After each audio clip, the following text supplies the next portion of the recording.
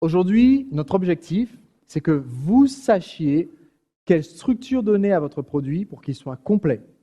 Et mon objectif, c'est aussi que vous sachiez quoi mettre dans le produit pour que les clients aient envie d'acheter vos autres produits. Ça vaut pour les produits d'entrée de gamme, pour qu'on puisse acheter le produit phare. Ça vaut aussi pour le produit phare, pour qu'on ait envie de continuer avec vous, même si les autres produits n'existent pas encore. C'est le premier élément que vous devez avoir. C'est un titre.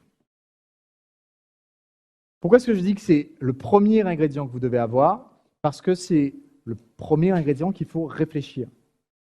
Certains d'entre vous ont déjà créé des produits, vous avez créé votre contenu, votre méthode, vous avez choisi ce que vous allez enseigner, et ensuite, vous êtes venu poser un titre dessus. Le problème, c'est que des fois, le titre, au lieu de faire, il fait...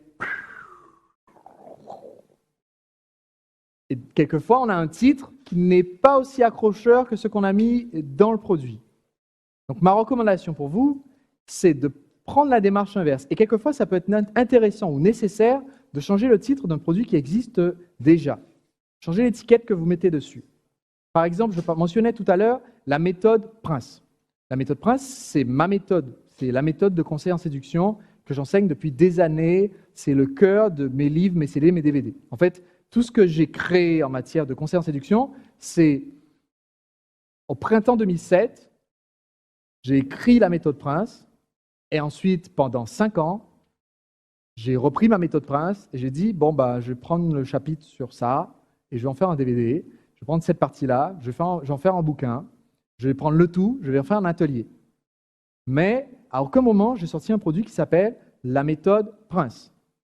Pourquoi est-ce que je n'ai pas fait? Est-ce que vous vous en souvenez? À cause des gâteaux au chocolat, en grande partie. Et aussi parce que, justement, méthode Prince, ça évoque plus le gâteau au chocolat que la séduction. Ce n'est pas un titre qui parle vraiment. En fait, j'ai créé un programme de coaching qui reprenait toute la méthode Prince, un programme de coaching en ligne. Il s'appelle Séduire, point final. Et ce programme de coaching, la promesse, c'est le seul et le dernier programme de coaching en séduction dont vous aurez besoin. À la fin, j'explique à mon prospect, à la fin, vous n'aurez besoin d'aucun autre cours, aucun DVD, aucun bouquin, même si c'est moi qui l'ai écrit. Tout le reste, pour vous, ça sera de la culture générale, si vous voulez vous renseigner davantage, mais vous aurez déjà tout ce qu'il faut. C'est beaucoup plus dur de faire cette promesse-là juste avec le titre « La méthode Prince ». Et donc, je vous engage vivement à avoir un titre qui reflète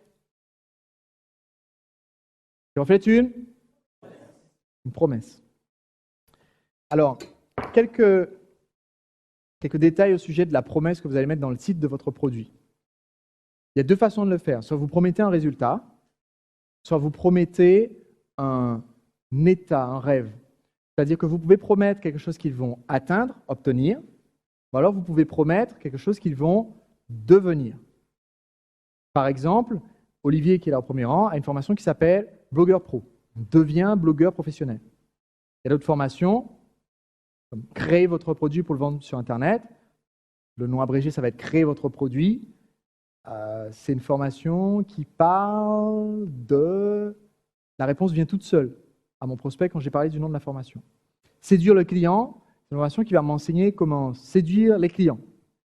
Ce n'est pas un nom parfait, mais c'est un nom qui, premièrement, reflète la promesse centrale qui se trouve dans l'ensemble de mes produits, etc., par rapport au coaching en séduction et ensuite séduction des clients, persuasion par email, il y a toujours cette note-là.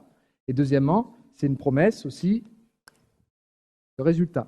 Donc, promesse, 2 types de promesses. Résultat où je vous ai parlé de changer d'état, c'est ce qu'on appelle une transformation. Et je vais vous reparler de transformation quand on va parler du contenu du produit, parce que, quel que soit votre secteur d'activité, quel que soit le produit d'information que vous allez créer, il faut qu'il y ait cette dimension de changement. On a non seulement appris quelque chose, mais on est devenu quelqu'un d'un peu différent, un peu meilleur, un peu plus adjectif que recherche votre prospect. Maintenant, j'aimerais vous envoyer mes conseils chaque semaine pour vous aider à devenir entrepreneur libre. Si vous allez sur entrepreneurlibre.com/conseil, cela vous permet de vous abonner à la newsletter. Gratuitement, je vous enverrai chaque semaine les nouveaux épisodes des podcasts ainsi que des invitations exclusives à des webconférences, des sessions de formation et des bonus réservés uniquement aux abonnés VIP de ma newsletter. Allez maintenant sur entrepreneurlibre.com/conseil.